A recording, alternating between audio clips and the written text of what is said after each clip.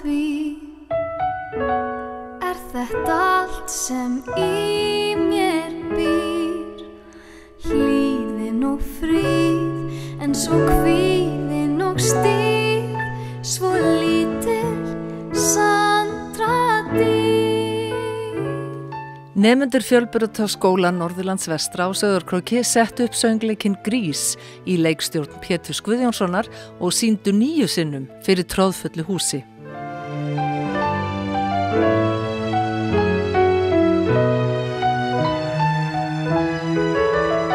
Sandi bara mjög saklaus stelpa sem að byrja í Rædelsskóla og hún kynntist Danni yfir sumarið og þau eru ástfangin, en svo bara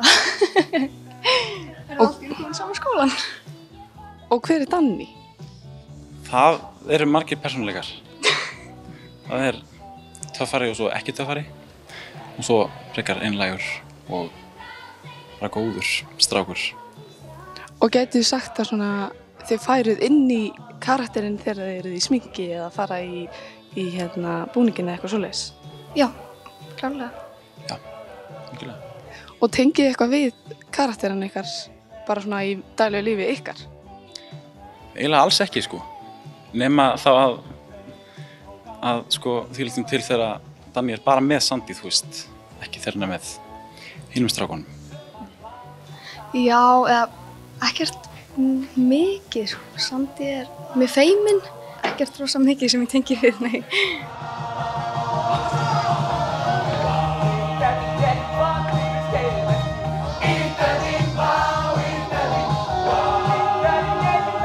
Mér finnst ykti alltaf skemmtilegast. Það sem mikið power. Já, ég er sammála því. Það örugglega skemmtilegast atriðið. Svona risadanssenur. Já, hópsennurnar. Já. Fjörum í fjörið og fætur handtöka í. Já. Og eruð þið eitthvað vönið í að dansa áður? Nei, alls ekki. Alls ekki? Og hver var að kenna ykkur þessa dansa?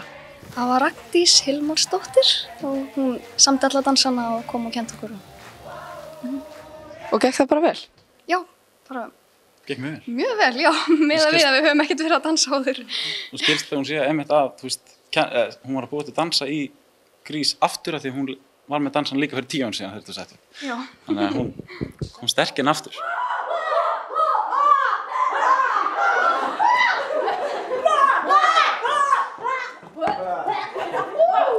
Ég held að það hefur bara alltaf verið mjög gaman á æfingum. Hópurinn mjög góður og það er alltaf bara mjög skemmtilegt.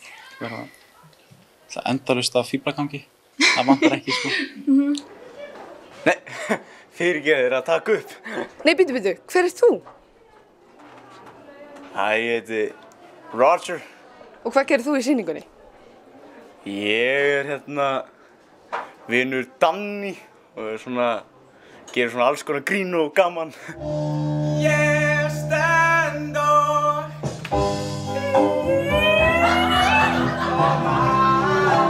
besti vinur með Dúti Kottu, maður. Eru þið viðtalið þarna?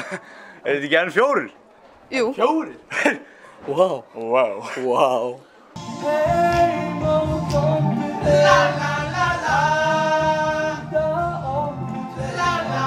Það er búið að vera mjög krefjandi.